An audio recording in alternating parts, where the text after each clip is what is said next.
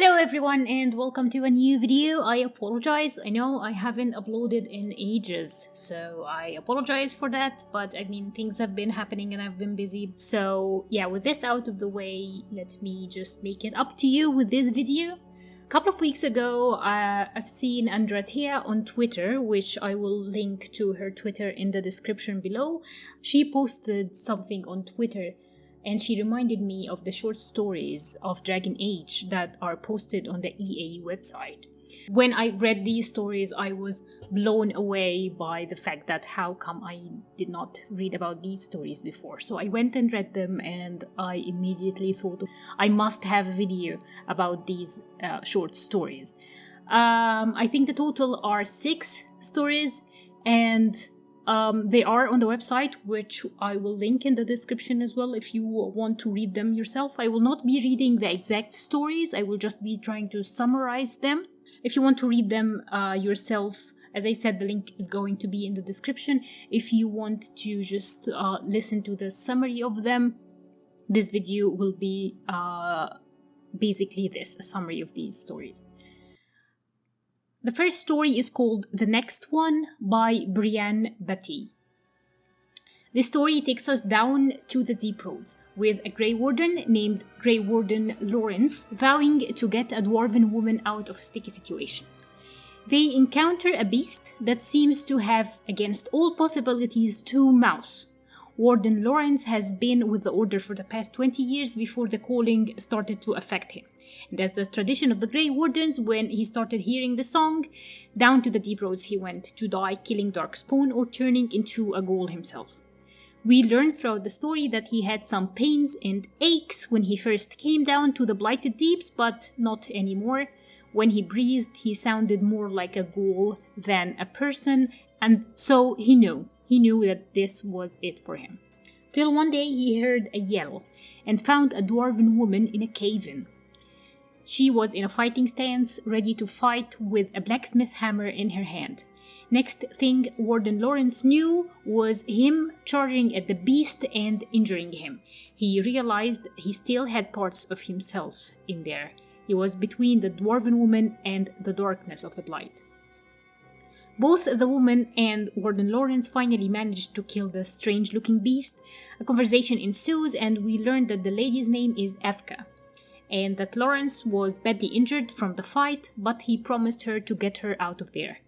Eventually he feels too weak to continue, but Evka encourages him to help her out, and promises him that if he gets her out, she will save someone for him. They almost made it when they hear the scratches and the growls of more ghouls coming their way. The deal they made gives Warden Lawrence more courage to fight, but unfortunately he falls among other ghouls. Except he didn't. Evka asks, "Who are you?" and the being through Warden Lawrence's mouth replies, "A spirit." I could hear him. Evka asks the spirit to let go of the warden's body, but the spirit introduces itself as Perseverance and explains that he just wanted to save one more. The dwarven lady gets hesitant for a second and then tells the spirit to let go of his body and to promise whatever left of him inside, that she, Evka, will save the next one for him. The spirit agrees, bids farewell to Evka, and the warden's body collapses to the floor. The story ends with Evka closing Warden Lawrence's eyes and promise him, quote, "I've got the next ones." The next story is called Ruins of Reality by Joan Dombrow. The story follows Strife, a silver-haired elf who is being chased by some Sylvans after spending 3 days lost in the Arlathan forest.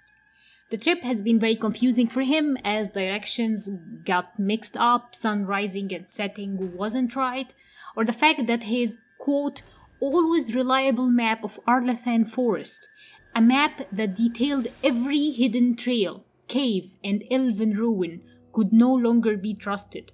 A ravine that once took an hour to hike now took 5. Somehow the landscape itself had stretched, unquote. What really confused Strife was the fact that he was seeing another copy of himself. The other elf was hiding behind some fallen walls while holding the same journal he himself was holding, a relic from Clan Morlin, a magical journal that updated itself with sacred elven ruins in the Ardathan forest that protected powerful magical artifacts. Both elves were looking at the same statue of the goddess Gillinan, holding a Hala figurine. He tried to communicate with his other self, but saw that when the other elf was hit by a branch, he himself quickly had the same fate. That's when we get introduced to another elf called Arilyn, a shapeshifter, who told him that the day before she saw a pack of wolves, which they all turned out to be her transformed self. Moment after Sylvan's attack, and Erlin manages to snatch the Hala figurine and disappear into the sky. That's when the other elf disappears and all the Sylvans fell silent. The story ends with something had gone wrong in the Arlathan forest. Spooky. Third story is called The Wake by Mary Kirby. This is rather a short story, yet it's very touching. In this story we follow Ilario, Viago and Tia as they try to get Ilario to his guest room in a casino belonging to House Cantori. Ilario is wasted drunk talking about his cousin Lucanis, who is apparently dead, and Viago is begrudgingly carrying Ilario all the way to his room. Viago thinks of drugging Ilario, but he was afraid of Tia because she disapproved of that and wanted Ilario to be carried safely to his room. The drunken Ilario is reminiscing of a wyvern adventure he had with his cousin Lucanis and blaming himself for the demise of the latter. The story ends with Viago wetting a handkerchief with a few drops from some vial and covering Ilario's nose with the cloth, knocking him out before he starts to tell the same story over and over and over. The next story is called Minrathos Shadows by Cheryl Chi. Minrathos, Tevinter, woohoo! This one takes us to Tevinter. Yes! A magister is playing some cards with a Templar, of all people. She wasn't the most eager for his company, but he persisted.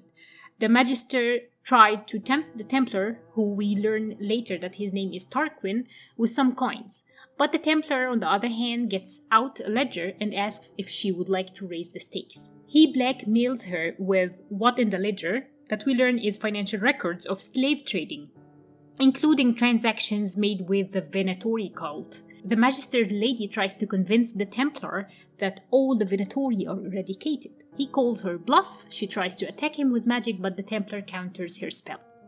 And then the cards dealer revealed himself to be someone called the Viper. The Magister thought that he was just a tale. The story ends as follows.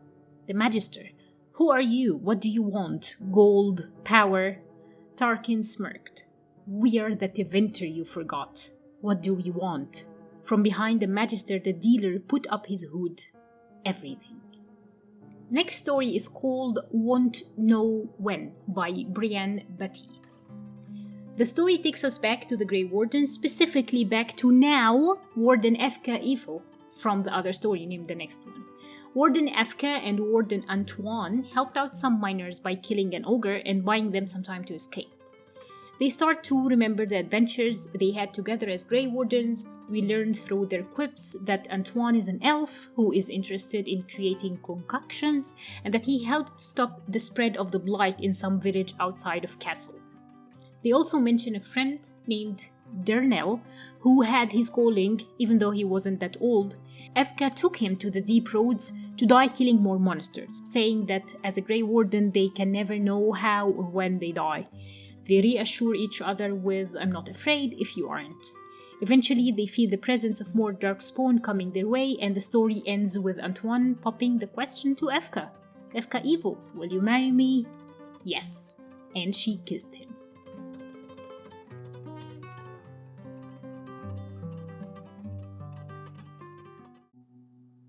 The last story is called The Flame Eternal, and I apologize in advance if I completely butchered the name of the author of the story, but I will try to say the name as much as I can. The Flame Eternal is a story by Silvia Feki Tekuti. The events of this story happens 30 years ago, in the year 922 Dragon, at the Grand Necropolis of Navarre. It tells the story of a banter between two friends, Emmerich Volkarian and Joanna Hezenkos. They were both necromancers who were summoned by the Morn Watch to investigate some noises in the Grand Necropolis. Emmerich was holding a shrieking skull in his hand, and he was trying to understand, quote, what sort of passion drives one spirit above the rest? What tangle of thoughts and heart returned this soul? Joanna is quick to dismiss his interest, but in a playful manner. They later listen to the skull as it says, quote, divided, cold, two graves where there should be one. Take this one to sunken black walls by silver flames, unquote. The two necromancers descend into the crescent fane and manage to find a coffin ringed by silver fire. Emmerich places the skull next to a body of an old woman. Only then the screaming of the skull stops. The couple banter about for a while and they eventually leave, heading back to the Grand Necropolis.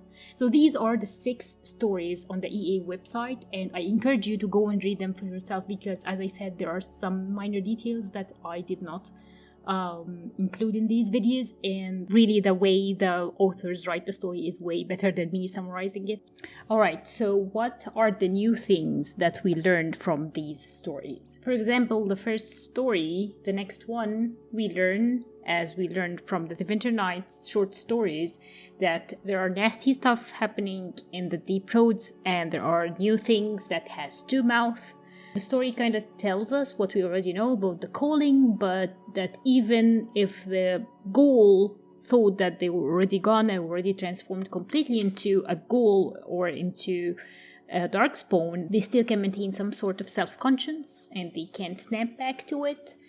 And not only that, but spirits could actually still possess their dead bodies afterwards. Just like Cole, I guess, how Perseverance thought or felt the perseverance of Warden Lawrence and then decided to possess its body. Another thing that is happening in the ruins of reality is that something is happening in the Arlathan forest, which we already had a hint of it in Winter Nights. We need to investigate or to know. I mean, in the story, Strife not just saw himself or a copy of himself, he also saw what the story said. The sun was rising and setting once in 3 days, how time was warped. He just told his elven companion that he saw her an hour ago, and then she replied, no, I saw you 4 days ago. So something is brewing in the Arlathan forest, and I am dying to know more information about this. I don't think I got many information from the Wake story, just that some heartfelt feelings about someone losing their cousin who is almost as his brother. But I can tell there is a relationship between these 3 characters, Viago, Ilario, and Thea. So I guess maybe the story was there just to introduce some characters. I don't know, maybe not. Minrathus Chatus, on the other way, is telling us that the Venatori is still lingering somewhere. They might have been exiled from the winter, but they are still there, which... I mean, without Corypheus, I don't understand really what they are trying to do without a magical darkspawn from the ages of the, breaching the Black City. So I don't know what they are doing, but they still linger, and some of them are still even in Minrathos, denying any relationship to the Venatori, but this Magister is still alive. Who is the Viper? Who is this character? What kind of information that can we learn from him? And at the end, when the Templars say we are Tevinter, you forgot, what do we want? And the Viper replies with everything. Who are the bad people here and who are the good people? It's really, really interesting, especially that I am all for Tevinter. I want to learn more about Tevinter. I just want to know more about Tevinter. It's so interesting for me. I really want to know when Efka is asked to marry Antoine, and it's just so adorable. I don't think we learn much from this story as well. Maybe new characters that they could, some NPCs in the game, but it's just so heartwarming. It's so cute.